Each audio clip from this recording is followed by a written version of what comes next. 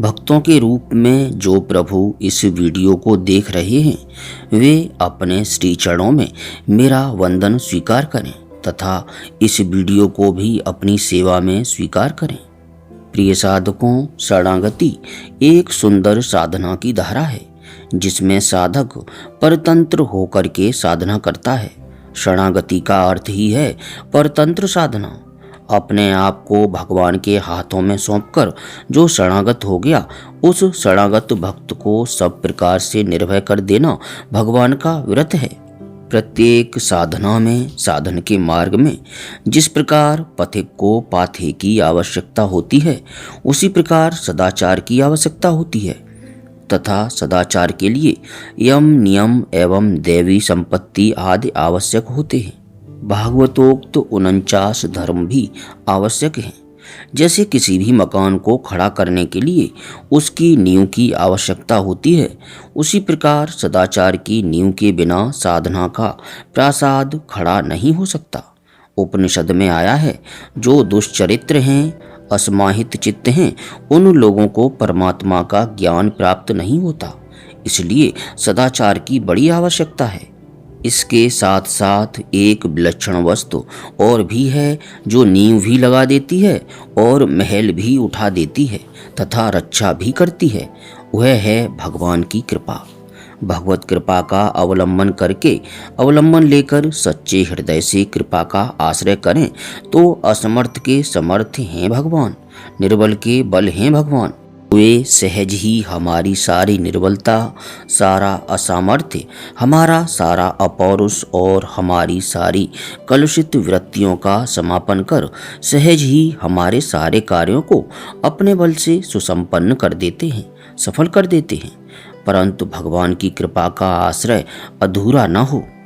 जिस प्रकार रोगाक्रांत व्यक्ति अपनी संपूर्ण व्याधियों सहित किसी निपुण वैद्य के पास जाए एवं विश्वासपूर्वक निष्कपट होकर कह दे कि मेरे पास तो न कोई बल है न शक्ति है, मैं कुपथ्य भी करता हूँ, परंतु अब आपके संरक्षण में आ गया, आप अपने आश्रय में रखकर मेरी चिकित्सा कीजिए। जैसे अस्पताल में रोगियों को रखने के लिए चिकित्सा कक्ष होते हैं, उसी प्रकार भगवान के चरणारविंद में सारे बहुरोग के रोगियों को रखकर चिकित्सा करने के लिए बड़ा बृहद चिकित्सा कक्ष है।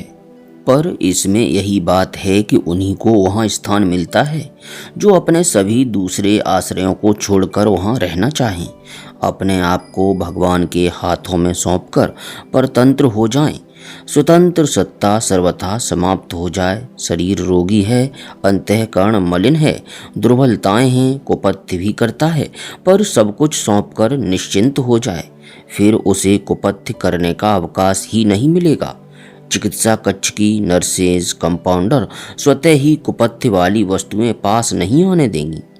इस चिकित्सा कक्ष की एक और विचित्र बात है कि जब तक कोई रोगी यहाँ भर्ती नहीं होता तब तक तो कोई बात नहीं, पर एक बार भर्ती होने के बाद डॉक्टर उसके कुपथ्य आदि को छुड़ाकर बिना रोग ठीक किए छोड़ता नहीं।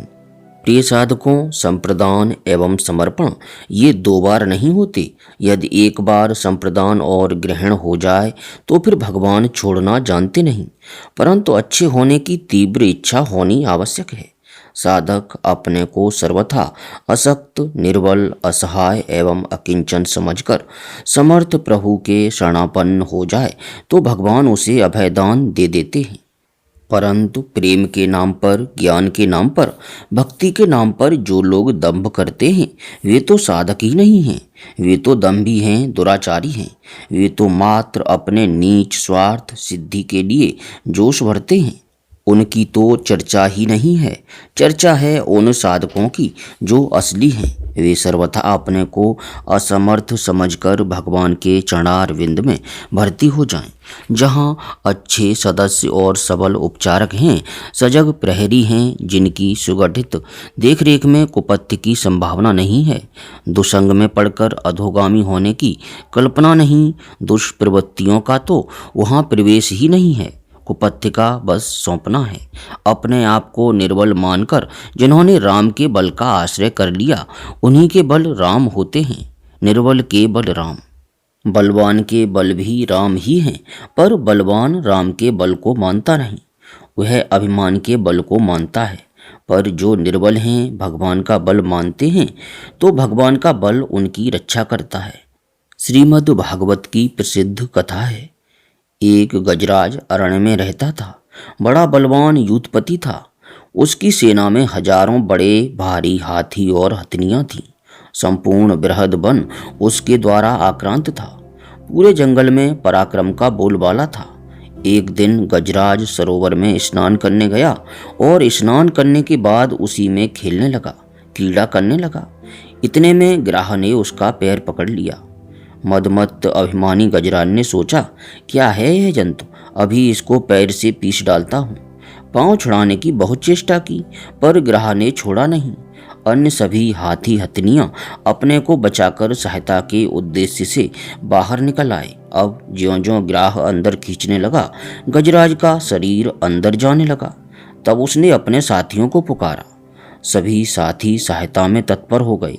वे एक की पूंछ को दूसरे के सूंड में पकड़ पकड़ कर लंबी कतार बना लिए। सभी जोर लगाकर बाहर खींचने लगे, लेकिन जल में ग्राह का बहुत जोर था। गज और ग्राह दोनों पहले से शापग्रस्त थे। ग्राह का जोर इतना जबरदस्त था कि उस मदमत्त हाथी के सभी साथी खिंचकर जल में जाने लगे।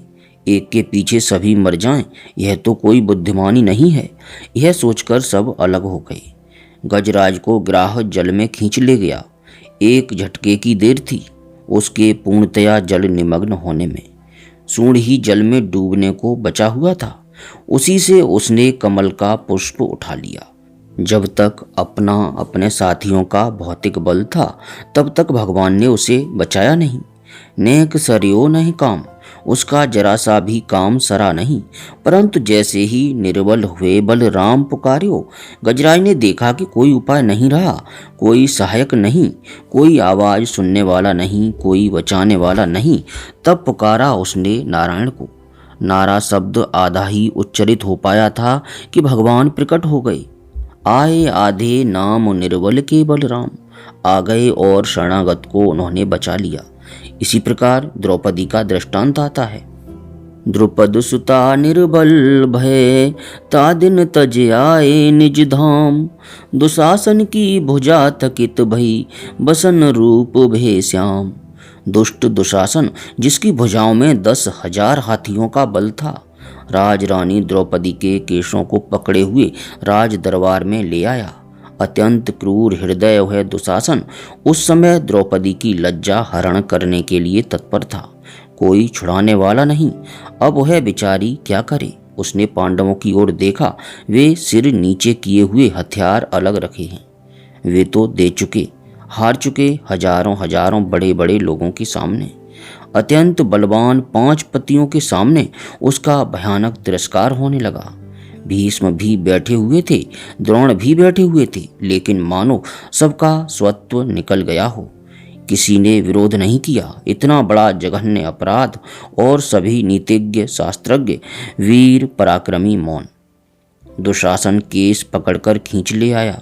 द्रौपदी को नंगा करना चाह रहा है, इंगित कर रहा है, कपड़े को अलग करके जांग दिखा करके कि इस पर बैठ जाओ। इस दुर्दशा के समय द्रौपदी निर्बल हो गई। असहाय होकर पुकार उठी, द्वारकावासिन गोविंद, मैं कौरवों के समुद्र में डूब गई, तुम आओ, आकर बचाओ। तो बसन रूप भय श्याम, भगवान का वस्त्रावतार हो गया। यह नवीन अवतार। भगवान ने रजस्वला स्त्री की साड़ी का अवतार ले लिया, दे दिया शरणागत को अभयदान।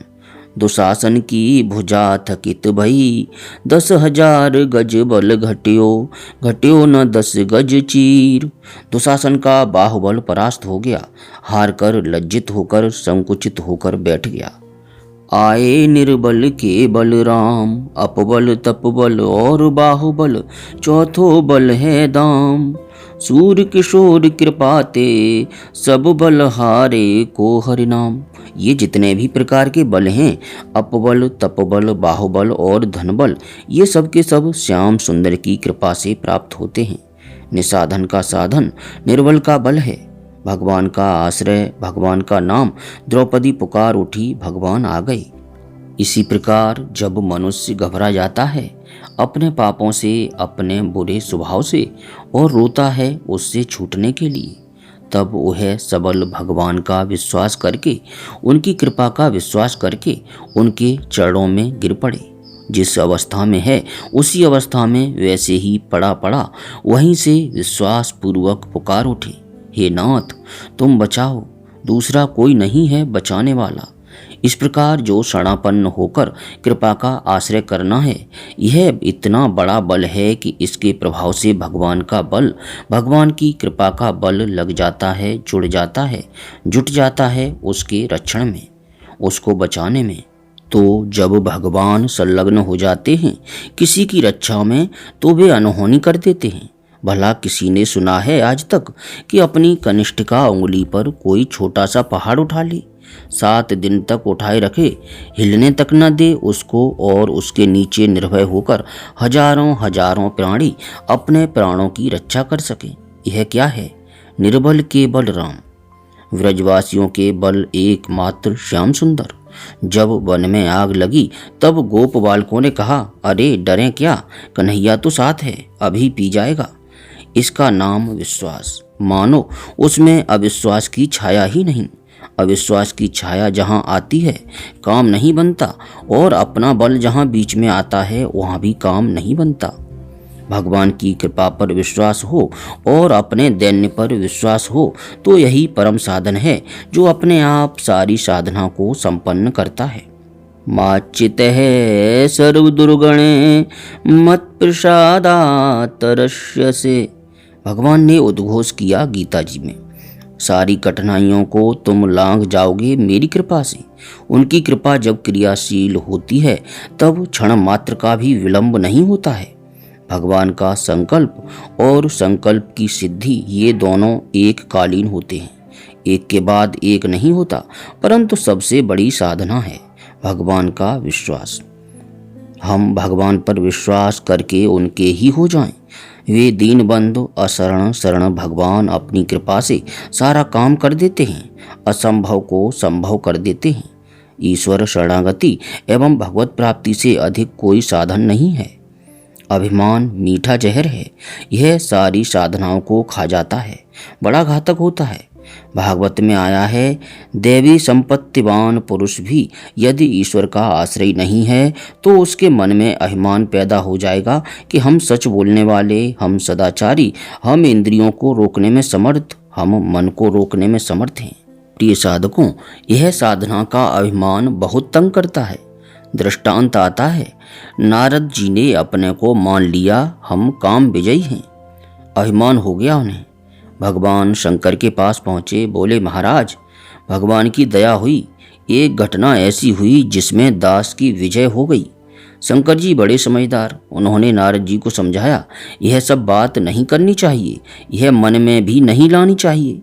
नारद जी बोले, क्यों, इसमें बात क्या है, सच्ची घटना तो सुनाते हैं। शिव जी बोले, नारद जी भगवान विष्णु से यह न कह दीजिएगा। नारद जी ने सोचा, क्यों नहीं कहेंगे, अब जरूर कहेंगे, और कहने के लिए जा पहुँचे वैकुंठ। जगत जननी रमा बैठी अंतःपुर में। बड़ी घनिष्ठता भगवान विष्णु से नारद जी की, सहज प्रवेश था। सर्वत्र अंदर पहुँच गए तो रमा जी उठ गईं वहाँ से। वे बोले, माता जी क्यों उठ गईं, हमारे मन में स्त्री पुरुष का कोई भेद नहीं है। अभी अभी यह घटना हुई और महाराज ने कह दिया वहाँ पर। भगवान ने मन में सोचा कि हमारे भक्त को तो रोग लग गया, सबसे बड़ा ईमान का रोग होता है। भगवान ने देखा कि रोग मुक्त करना पड़ेगा नारद को। बंदर का मुंह दे दिया, कुपित हो गए नारद, भगवान तक को साप दे बैठे। तो यह साधना का, ज्ञान का अभिमान बहुत तंग करता है मनुष्य को। विनम्र भाव से भगवान की कृपा पर विश्वास करके अपने दैन्य को भगवान के सामने प्रकट करके रखें तो साधना से जो काम नहीं होता वह काम अनायास भगवान की कृपा से हो जाता है। भगवान के चरणों का आश्रय लेना सबसे बड़ा निर्भय स्थान है, जहाँ जाने पर सब विघ्न अपने आप दूर हट जाते हैं। इंद्रियों को एक बार जरा सा रोक करके भगवान का आश्रय कर लें, स्वीकार कर लें, कह दें कि प्रभु हमारे वश की बात नहीं, अब तुम संभालो अपना। जहां कहा तुम संभालो, उन्होंने आकर के अपना कब्जा कर लिया। उनका कब्जा हो जाने के बाद किसकी ताकत है कि उनका कब्जा हटाकर अपना कब्जा कर ले, उनके अधिकार में अपने को दे दें, सौंप दें। भगवान में एक बड़ी सुंदर बात है, वे हमारा आचरण देखते नहीं, वे देखते हैं कि यह रोगी अपने को मानता है या नहीं, मेरी दवा लेना चाहता है या नहीं। बस रोगी अपने को मान लिया और उनको कह दिया, प्रभु आप ही मेरी चिकित्सा करें, तो वे तो दवा की पेटी ले तैयार बैठे ही हैं। उनकी नौका भाव समुद्र को तारने के लिए तैयार है, थोड़ी देर के लिए भी कभी विराम नहीं लेती, अनवरत अनादिकाल से चलती आ रही है, चलती रहेगी।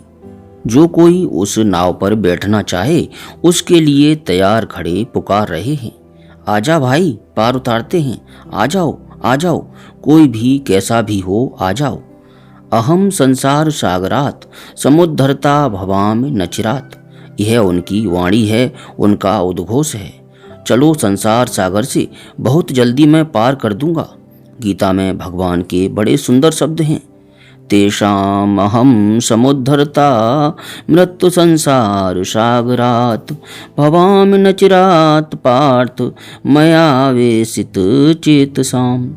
जो मुझ में ही मन लगा चुके, जो मुझ पर अपने को छोड़ चुके, जो मुझ पर निर्भर हो गए, अभी तरे नहीं हैं, तरना चाहते हैं, तो मैं अवश्य तारता हूँ। बस मेरी नौका में आकर बैठ जाए। नचिरात, चुटकी बजाते ही देर नहीं है, भला जहां नाव में बैठा पार हो गया, देर नहीं होगी। कहाँ से पार करोगे? तो कहा इस मौत के समुद्र से, मृत्यु संसार सागरात। यह है भगवान की घोषणा।